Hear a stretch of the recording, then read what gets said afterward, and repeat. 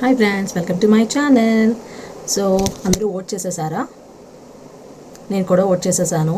So big boss హౌస్లో ఎవరు ఏ పొజిషన్లో ఉన్నారో తెలుసా? ఓటింగ్ లైన్స్లో అన్అఫీషియల్ పోల్స్ నిఖిల్ వచ్చేసి టాప్లో ఉన్నాడు.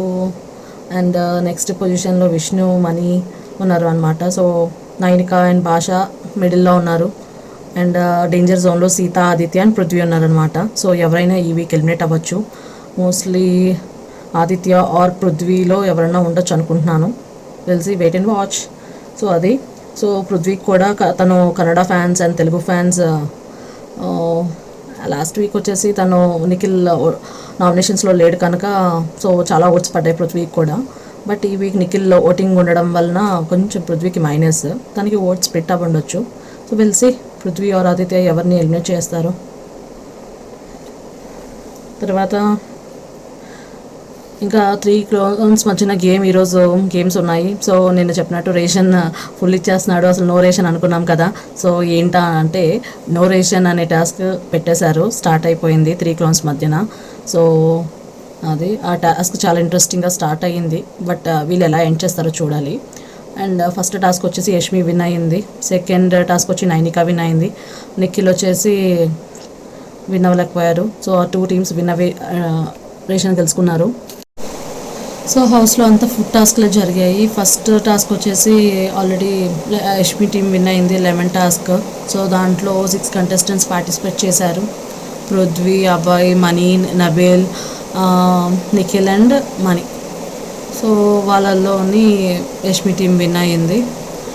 అండ్ పాపం నిఖిల్ అండ్ మణి పెద్దగా ఏం విన్ అవ్వలేదు. అండ్ రాగి ఫ్లోర్ మాత్రమే వాళ్ళకి వచ్చింది, చికెన్ కూడా దొరకలేదంట. సో బట్ నిఖిల్ ఆడుండాల్సింది, తను ఎంత స్ట్రాంగ్గా చూపించాల్సింది. ఎందుకు అట్లా చేశాడు? నాకైతే అట్లానే అనిపించింది. గేమ్ ఈజ్ గేమ్ కదా, బిగ్ బాస్కి వచ్చింది ఆడడానికే కదా. వాళ్ళకి ఫుడ్ లేదు అని కొంచెం సింపతి కార్డ్స్ అట్లా అనిపించింది నాకు. బట్ స్టిల్ అది కరెక్ట్ కాదు కదా. అండ్ ఏంటండి ఈ సోనియా, వెరీ వెరీ ఇరిటేటింగ్. అసలు బిగ్ బాస్ హౌస్కి ఫైట్ చేయడానికి వచ్చిందా, తన గురించి చెప్పుకోవడానికి? అసలు తనైతే పాస్ట్ సీజన్స్లోని చూసొచ్చి ఇమిటేట్ చేయడానికి మాత్రమే ఫాలో అయిపోతున్నట్టుంది. అండ్ తనే ఆడపులి అంటది, ఇంకా అన్ని జంతువుల్ని తనే అంటుంది. లయన్ అంట, టీషర్ట్ పృథ్వీ టీషర్ట్ మీద లయన్ ఉంటే ఏంటి నా ఫోటో పెట్టుకున్నావు అంటది. అసలు ఏంటో మనిషి. అసలు అమ్మాయిలతో ఉండదు. ఆల్మోస్ట్ అబ్బాయి, పృథ్వీ, నిఖిల్ వీళ్ళ చుట్టూనే తిరుగుతూ ఉంటుంది. మళ్ళానేమో విష్ణుతోటేమో అసలు చాలా చాలా టూ మచ్గా నోరు జారింది. అంత అసలు ఎందుకు మాట్లాడాలి? విష్ణు అయితే కరెక్ట్ పాయింట్ అందబ్బా, నీ బ్రెయిన్లో ఏముంటుందో నీకు అదే కనిపిస్తుంది అని. అదైతే నిజమే అనిపిస్తుంది సోనియా విషయంలో.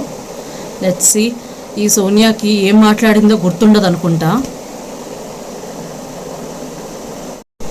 ఏమన్నదండి అసలు?